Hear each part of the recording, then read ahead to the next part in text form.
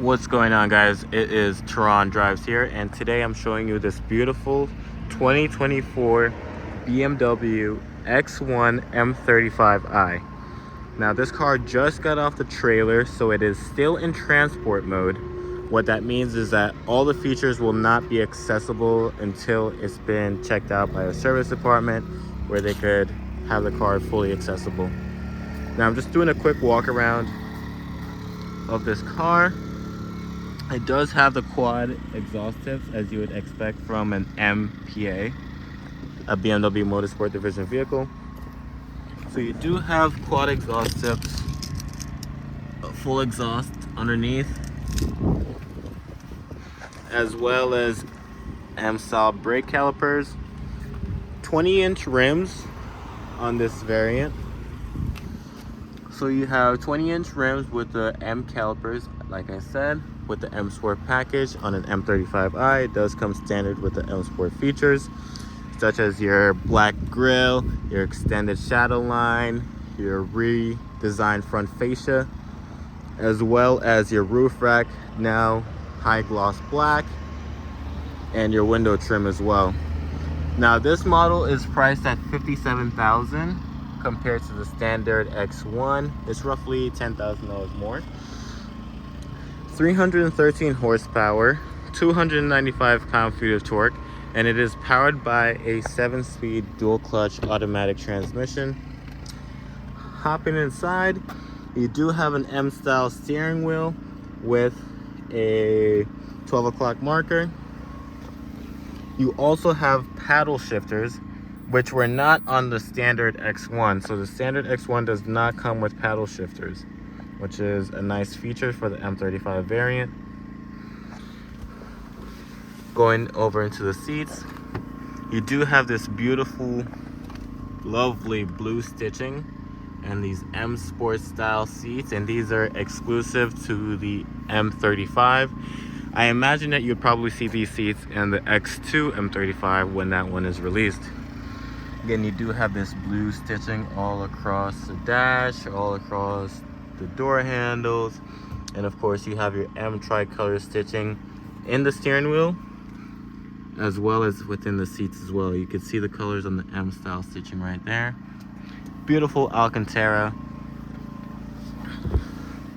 Hopping in, this does now have the new iOS 9 operating device, which is the same as iOS 8 and the same as iOS 8.5. Just a few more things are a little bit more interactive, which is nice. Typical screen, like I said, it's in transport mode, 21 miles range of fuel, and this screen is non-operational because, again, we're in transport mode.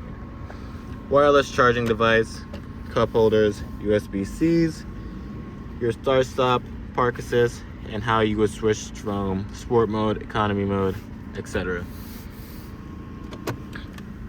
Still a little bit of storage space here, but not too much. More storage space underneath. The passenger seat also does have that beautiful Alcantara, which you could rip off. Nice piano black trim, and Harman Kardon surround sound speakers as well. Now, if I rev it, because it is in transport mode, you won't really hear much from the exhaust because it's in comfort. If I were to switch it over to sport mode, I'm sure you will hear a lot more pops and burbles. Just gonna shut that off. Hopping into the back.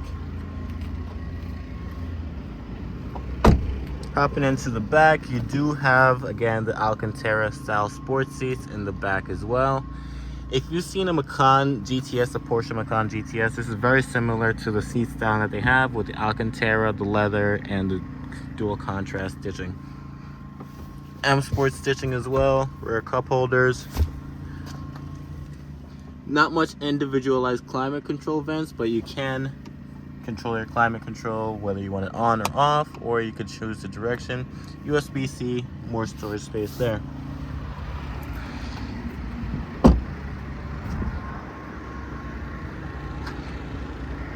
Now, the X1 is roughly the same size as the first generation X3, which means that this is not necessarily a small vehicle anymore. It's pretty decently sized. Now, This would all, of course, be automatic, but because it's in transport mode, not all the features are unlocked. So hopping into the car, you have your rear cargo cover, which can be removed just by unclipping these two little hooks. Underneath, you have extra storage space as well. So if you'd like to hide a dead body under there, that's where I would do it. And close the trunk. So you can see. And now we do have a standard X1 right over here, which I'll just do a quick overview on this one. Starting with the front, you can see the front design is completely changed. The M Sport package, of course, you do get a lot more black accents, such as your grille, your headlights. This catting is now body match paint with the M Sport package. And of course, the shadow line extends to the roof rails and the trim. This one is locked, but you can see a price of if we can get this to focus, $46,335 compared to the $56,000 that we have over there. Oyster interior, and if I could get this again to focus, no paddle shifters, non-M Sport wheels. So, and then also 18-inch wheels standard compared to